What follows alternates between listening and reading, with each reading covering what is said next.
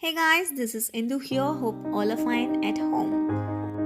Please do not forget to subscribe my channel and hit the bell icon so that every single time I upload the video, you will be getting the notifications. Our today's topic is going to be on the romantic imagination and national feeling. The development of nationalism did not come about only through wars and territorial expansions. Culture played an important role in creating the idea of nation.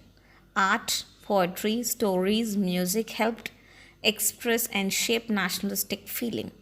Same way, art, if you say art in terms of painting, even the illiterate can understand the portrayal and really take up the concept of what the painter is going to project in his painting, right?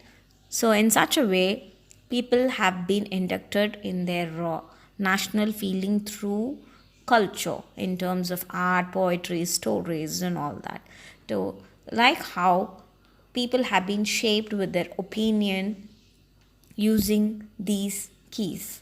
Let's look at Romanticism, a culture movement which sought to develop a particular form of nationalist sentiment. Romantic artists and poets generally criticized the glorification of reasons and science and focused instead on emotions, intuitions, and mystical feelings. So they completely believe that you have to touch the human with their emotions and intuitions. So that's the reason why Romanticism has kept as a mode or tool to use for the induce for the nationalistic feeling. Other romantics were through folk songs, folk poetry, folk dances, that the true spirit of nation. National feelings were kept alive through music and languages. Karol Karpinski celebrated the national struggles through his operas and music, turning folk dances like the Polonaise and mazurka into nationalist symbol. Language too played an important role in developing nationalist sentiments. Even through the language what we speak, they have spread the culture of nationalism among the people mindset. Russian language was imposed everywhere.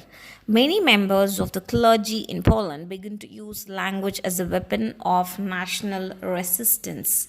As a result, a large number of priests and bishops were put in jail or sent to Siberia by the Russian authorities as punishments for their refusal to preach in Russia. So imagine in those days, priests have been considered next to God and next to king.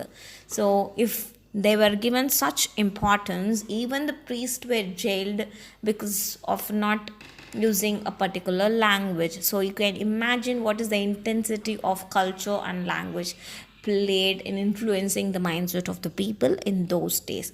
So here in this particular topic, all you need to understand is how the culture is influencing the people minds in triggering the nationalistic principles and ideologies, right? So here you will be getting statement based question like how culture and language played an important role in shaping the public minds. Likewise, you will get statement based question for the board examination. So that is all about the explanation of this particular concept. We'll meet you in the next video. Thank you so much, students. Bye bye, take care.